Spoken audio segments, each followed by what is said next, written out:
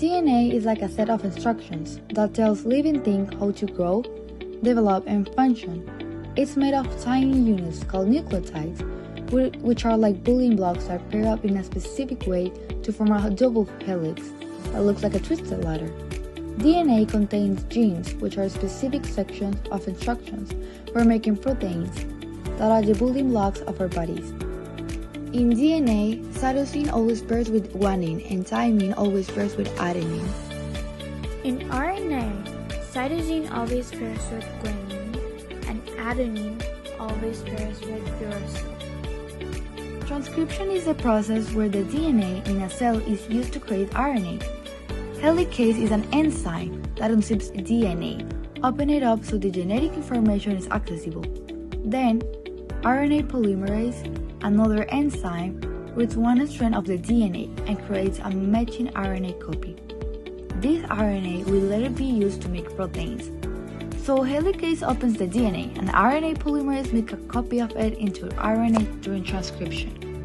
After mRNA leaves the nucleus, the ribosome attaches to the mRNA at the start codon. tRNA molecules bring the correct amino acids to the ribosomes based on the mRNA codons. The first tRNA carrying the amino acid attaches to the start codon on the mRNA. The ribosome moves along the mRNA, reading each codon 3 at a time. Each tRNA matches its anticodon to the mRNA codon and brings the corresponding amino acid. The ribosome links the amino acids together, forming a growing protein chain. When the ribosome reaches its stop codon, it signals the end of translation. The completed protein chain is released from the ribosome and the process is finished.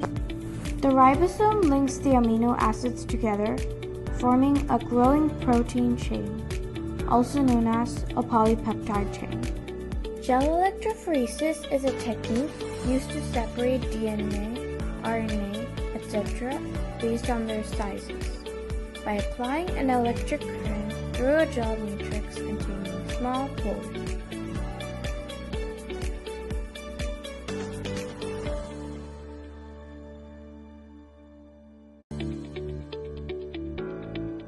Molecules move towards the positive electrode, with a smaller molecules traveling faster to the gel matrix.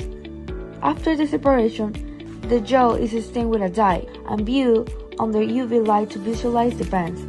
The bending patterns are compared to a molecular weight marker to determine the size of the molecules.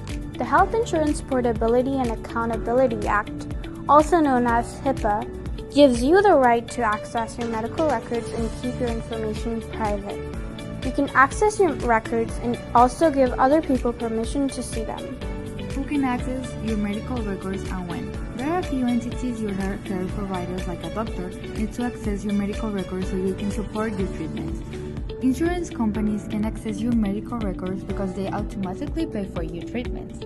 Public health agencies can access your medical records in a case if you have a contagious disease.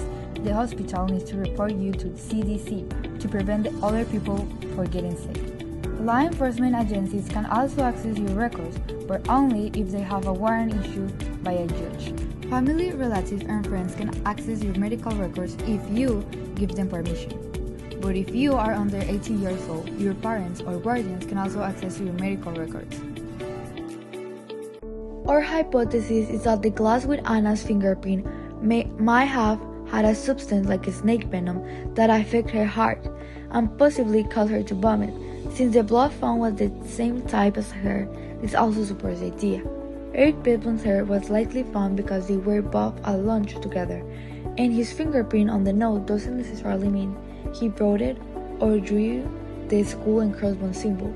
He could have done just one of those things. We believe Annie may have consumed something that made her dizzy, which led to her falling from the chair and vomiting. The substance she drank could also have caused problems with her heart. We strongly think that the substance can be just a toxic substance from the laboratory or the snake venom.